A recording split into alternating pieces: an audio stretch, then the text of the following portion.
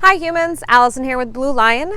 Just coming on to tell you a little bit of an update that we got on the PPP loans today. So Donald Trump did sign into effect the expansion that both the House passed last week and the Senate passed earlier this week. Passed by only missing one vote in the House and unanimously through the Senate. So yet again, another bipartisan decision. It was a very quick turnaround time. It was just modifications to the act that they had already passed through the CARES Act. So one of the things that they have adjusted is instead of the 75-25 split from payroll to non-payroll expenses, they've adjusted that to a 60-40.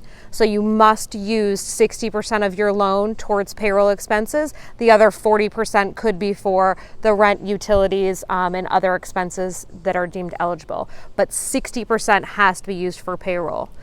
Second, they've extended the loan period from 2 years to 5 years. So any amount that you're not going to be forgiven that does need to be paid back, you're now going to have 5 years to do that.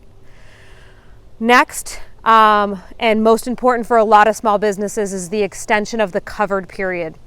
So the covered period originally was 8 weeks after the day in which the funds were given and provided into your account. That's now been extended to 24 weeks. So it is a 24-week period of time. So it's once the funds are deposited into my account, I have 24 weeks for my expenses. Remember that recently they also, with the application, did illustrate an alternative covered period for your payroll. So your payroll period begins on the first day of your first payroll that starts after the funds are provided to you. But again, we're going from 8 weeks to 24 weeks. Also, just want to clarify, because we've gotten a couple questions about this with this bill and adjustments getting passed through legislation, is it does not change the amount of money in which you could have borrowed. So a lot of clients have reached out and said, okay, well, now that there's 24 weeks, can I get some more money? The answer is no. The reason for the expansion of the 24 weeks is there are companies out there that have not yet been able to reopen their doors. They've not yet been able to spend their funds.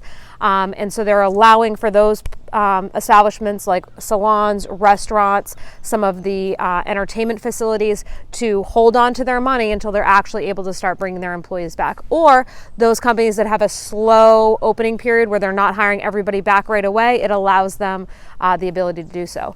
The last thing that did get adjusted is that extension also of when you have to rehire everyone by. So previously you had to be back up to full staff by June 30th. That's now been extended out to December 31st. They've also allowed a few exceptions. One, if you've documented that you've offered the position back to the employee and they've refused to come back to work. Two, you can show proof that you've offered to give the job to somebody else, but you can't find anybody else. And third, that's really important that came out with today's adjustments, is you can also illustrate that because your business has declined since February, that you no longer have the justification for the staff.